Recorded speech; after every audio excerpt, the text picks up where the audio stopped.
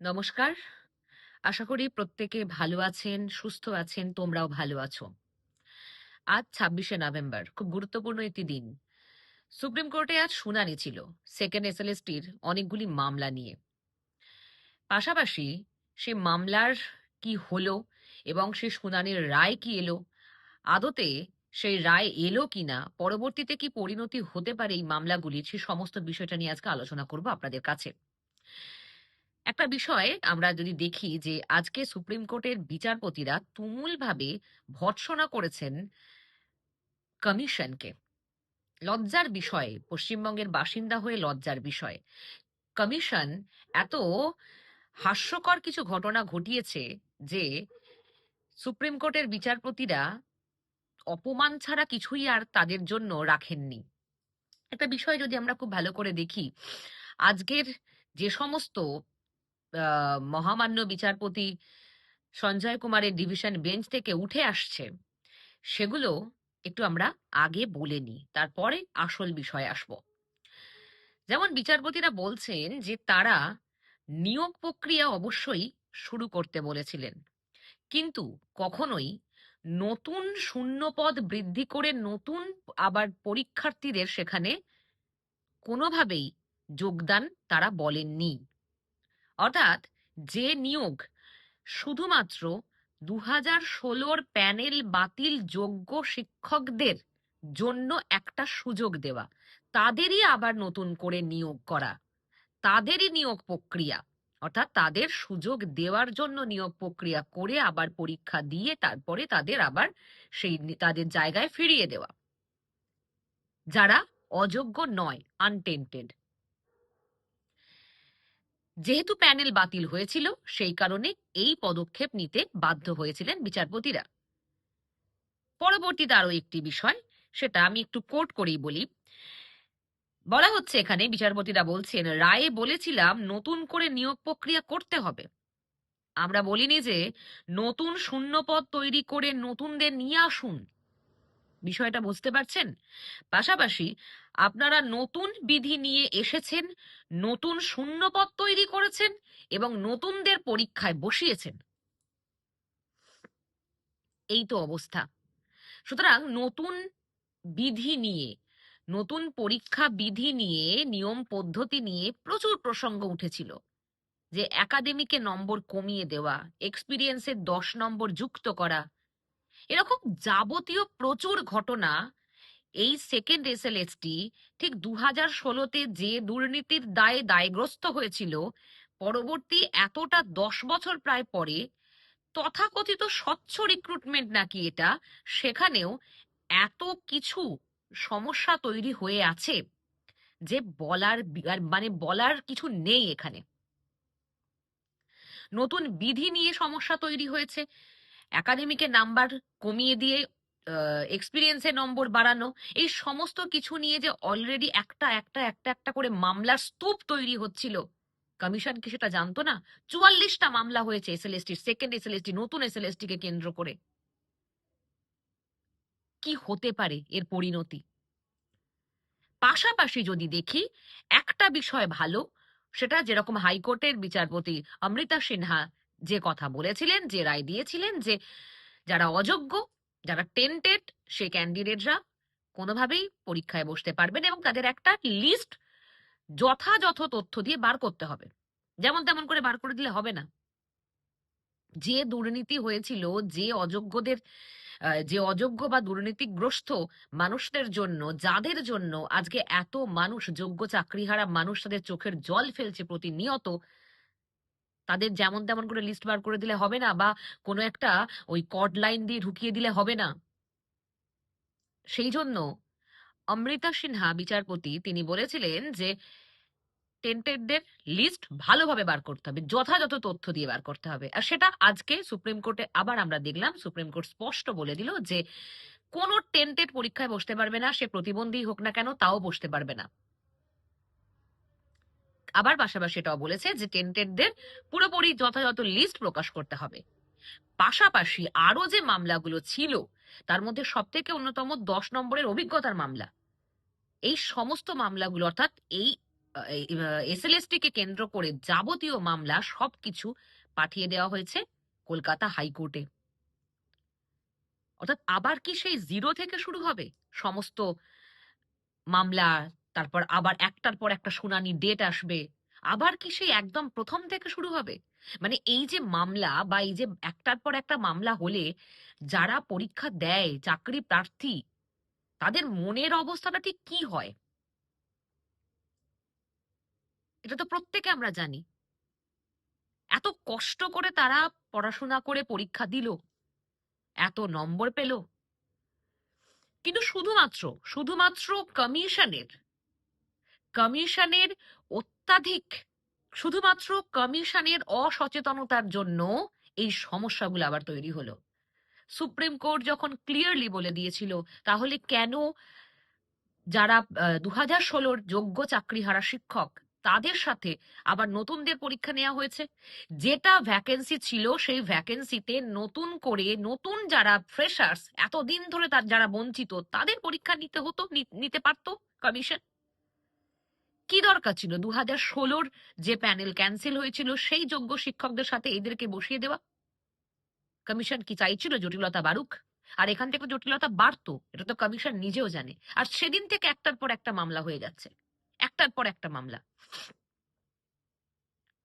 এবং এখনো ঠিক এমন একটা জায়গায় এসে দাঁড়িয়েছে এই সেকেন্ড এসএলএসটি, যে ভবিষ্যৎ কি হবে কেউ জানে না, কোন দিকে ভবিষ্যৎ যেতে পারে।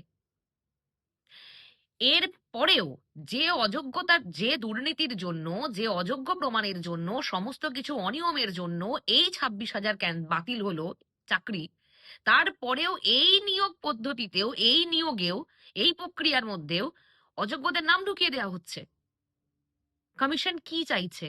আরো মামলা হোক, আরো সময় লাগুক, যাতে চাকরি দিতে না হয়, যাতে এইটাও ক্যান্সেল হয়ে যায়, এই প্যানেলটাও ক্যান্সেল হয়ে যায়, ফর্ম ফিল আপের টাকা আবার একবার নেব, নিয়ে তারপর আবার একবার পরীক্ষা, আবার একবার এক্সাম কন্ডাক্ট করাবো।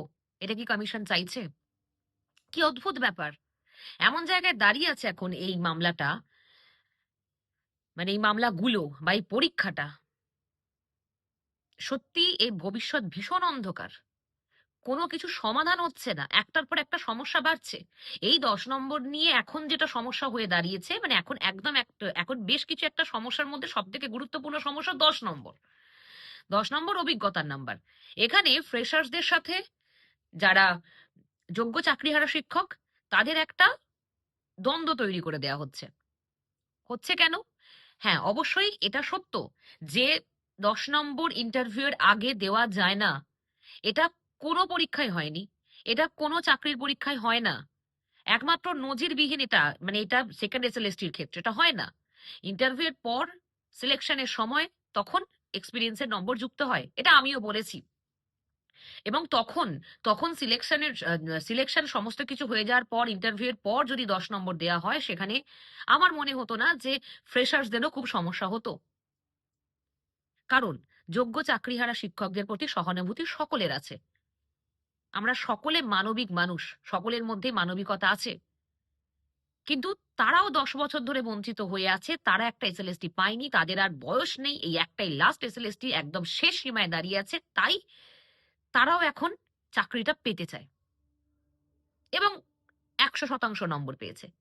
কিন্তু এই যে দুটো পক্ষের, যোগ্য শিক্ষক যারা চাকরিহারা আর যোগ্য চাকরি প্রার্থী, দুজনেই যোগ্য, কারণ এরাও 100% নম্বর পেয়েছে, ফ্রেশার্সরা যারা ভালো নম্বর পেয়েছে, আর এদিকে যোগ্য চাকরিহারা শিক্ষক। এই যে একটা দ্বন্দ্ব তৈরি করে দেওয়া, বা আবার এই যে মামলা করা, আবার এই যে মামলা করতে যাওয়া, একটা একটা বিষয় নিয়ে যাওয়া, নানান আলাদা আলাদা প্রসঙ্গ, এগুলোর মধ্যে দিয়ে তো জটিলতা বাড়ছে। তাহলে কেন একটা কোনো মধ্যপন্থা অবলম্বন করা হচ্ছে না? হবেও না। হাইকোর্টে এবার সমস্ত মামলাগুলো এসেছে, তাহলে এবার আবার গোড়া থেকে শুরু হবে, একদম যেটা প্রথম থেকে শুরু হতে হতে হতে হতে আবার যাবে, তাহলে আবার তার মানে বছরের পর বছর কাটবে। জানি না, মানে একটা স্বাভাবিক বিষয় যদি ধরে নিতে হয় যে 9, 10, 11, 12 রেজাল্ট বেরিয়ে গেছে, রেজাল্টও বেরিয়ে গেছে এবং 11, 12 ভেরিফিকেশনও শুরু হয়ে গেছে, তাদের ইন্টারভিউ এর লিস্ট তো চলে এসেছে, সবকিছু হয়ে গেছে, কিন্তু এখনো মামলা চলছে। এই সব কিছু হবে, হওয়ার পরে যদি মামলা ঠিকঠাক আবার না সুরাহা হয়, ঠিকঠাক তথ্য যুক্তি প্রমাণ না মেলে, তাহলে আবার বাতিল, এই প্রশ্ন থাকছে। সুতরাং যদি এই যে নতুন বিধি সুপ্রিম কোর্টের নির্দেশ না মেনে, অর্থাৎ আদালত অবমাননা করে, কেন কমিশন নতুন বিধি নিয়ে আসতে গেল? গেজেটে তো নানান রকমের সমস্যা আছে, নতুন গেজেট, তার পাশাপাশি আবার নতুনদের পরীক্ষায় বসার সুযোগ, সব দিক থেকে কমিশন তার নিজের মতো করে কাজ করে গেছে, নিজের কোথায় সুবিধা সেরকম করে গেছে। কি সমস্যা হতো যদি দুটো আলাদা আলাদা পরীক্ষা নিতে হতো? সমস্যা কোথায় ছিল? বরং কি এত সমস্যা হতো না, খুব সহজে সবকিছু এই বছরের মধ্যেই শেষ করে চাকরিটা দিয়ে দিতে পারতেন আপনারা। কিন্তু সেটা না হয়ে সমগ্র শিক্ষিত সমাজের সাথে অন্যায় করা হচ্ছে, সমগ্র বাংলার মানুষের সাথে অন্যায় করা হচ্ছে। স্কুলগুলো ধুঁকছে শিক্ষকের অভাবে। এরকম চলতে থাকলে সত্যই বাংলা মিডিয়াম স্কুলগুলো ধসে যাবে, ধ্বংস হয়ে যাবে।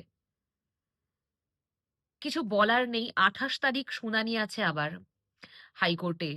সেদিন আমরা দেখব যে কিভাবে কি শুরু হচ্ছে। তবে সত্যই এখন যা অবস্থা, সেটা দুপক্ষের জন্যই খুব খারাপ। যোগ্য চাকরিহারা শিক্ষকদেরও ভাগ্য এখন নির্ধারণ হয়নি, পাশাপাশি ফ্রেশার্সদেরও ভাগ্য নির্ধারণ হয়নি। তাদের মানসিক অবস্থা সত্যই ভীষণ খারাপ। আমাদের সবারই মানসিক অবস্থা খারাপ। চোখের সামনে অনেক ছেলে মেয়েকে দেখছি, এত এত নাম্বার পেয়ে তারা এত বেশি ভেঙে পড়েছে, তারা অন্য কোনো পরীক্ষার জন্য প্রিপারেশন নিতেই চাইছে না। এখনো আশাবাদী তারা। জানি এটা স্বাভাবিক। অনেকেই আশাবাদী এখনো যে হয়তো আবার নতুন করে শূন্য পদ বাড়তে পারে, হয়তো নতুন করে লিস্ট আসবে, আবার আবার কাট অফ, আমাদের যে কাট অফ 10 নম্বরের এক্সপিরিয়েন্সের নম্বর বাদ দিয়ে কাট অফ উঠবে, এরকম অনেকেই আশাবাদী। স্বাভাবিক, এত দিনের পরিশ্রম। দেখা যাক যে কি হতে চলেছে। তবে সত্যই একটা কথা না বললেই নয়, এই সমস্ত কিছুর পিছনে আমরা তো খুব সাধারণ মানুষ, খুব তুচ্ছ মানুষ। সমস্ত কিছুর পিছনে এই জটিলতা তৈরি হওয়া, সমস্যা সৃষ্টি হওয়া, সুপ্রিম কোর্টে বারে বারে এসএলপি করা, হাইকোর্ট যে কথাটা বলেছে পছন্দ হয়নি কমিশনের, চলে গেছে সঙ্গে সঙ্গে সুপ্রিম কোর্টে, বারবার বারবার নানান সমস্ত কিছু করার পরেও আবার সেই ঘুরে ফিরে এসেছে হাইকোর্টে। এবার হাইকোর্টে এসে গেছে, অর্থাৎ সুপ্রিম কোর্টের একেবারে নির্দেশ, সমস্ত রকমের এসএলএসটি বিষয়ক যা কিছু হাইকোর্টে পাঠিয়ে দেওয়া হয়েছে। তবে একটা বিষয় সত্য, সুপ্রিম কোর্ট এ কথাটাও বলেছিলেন আগে যে কেন কেন নতুন বিধি, পুরনোদের চাকরির জন্য নতুন বিধি কেন, অর্থাৎ নতুন বিধিও আনার কথা বলা হয়নি, সেটাও কমিশনের নিজের খেয়াল খুশি মতো, নিজের ইচ্ছা মতো তারা করেছে। আশা করব যে রায় আমরা দেখব সেটা সংবিধান অনুযায়ী হবে। আজ 26শে নভেম্বর সংবিধান দিবস, আজ কনস্টিটিউশন ডে। তো আজকের দিনে এই রকম বিষয় আমরা যেহেতু বলছি, আলোচনা করছি, সুতরাং সবকিছু সংবিধান অনুযায়ী হবে। আর সংবিধান তো কোনো লাভ ক্ষতি দেখে হয় না, সবসময় সোজা পথে ঋজু রেখোভাবেই এগিয়ে চলে। সুতরাং সংবিধান, আইন যা নির্দিষ্ট করবে সেটা আমাদের সকলকে মেনে নিতে হবে। দেখা যাক পরবর্তীতে কি হয়। আপাতত 28 তারিখের দিকে আমাদের সকলের নজর থাকবে। আমি তোমাদের সকলকেই সবটা জানাবো এবং সে নিয়ে তো আলোচনায় আবার আসবো। কিন্তু তার আগে তোমরা কি ভাবছো এবং আপনারাও কি ভাবছেন, ঠিক কি অবস্থায় আছেন, আপনাদের কি অভিমত আমাকে অবশ্যই জানাবেন। কিন্তু এখন একটা কথা খুব সত্য যে মামলা তো অনেকগুলোই হয়ে আছে, পাশাপাশি শূন্য পদের দাবি আমাদের রাখতে হবে। কারণ শূন্য পদ, এই দাবি একমাত্র যোগ্য চাকরিহারা শিক্ষক এবং ফ্রেশার্স সকলের জন্য একটা ভালো পন্থা। শূন্য পদের যে দাবি আমরা করব সেটা সবসময় আমাদের মাথায় রাখতে হবে, কারণ শূন্য পদ বৃদ্ধি যদি হয় তাহলে অনেক ফ্রেশার্স কিন্তু চাকরি পাবে। এটা আমাদের মাথায় রাখতে হবে এবং পাশাপাশি এখন যা অবস্থা জানি সকলের মানসিক অবস্থা ভীষণ খারাপ, কিন্তু আমাদের লড়াইটা করতে হবে। লড়াইটা আমাদের চালিয়ে যেতে হবে, তাই মনোবলকে শক্ত করো।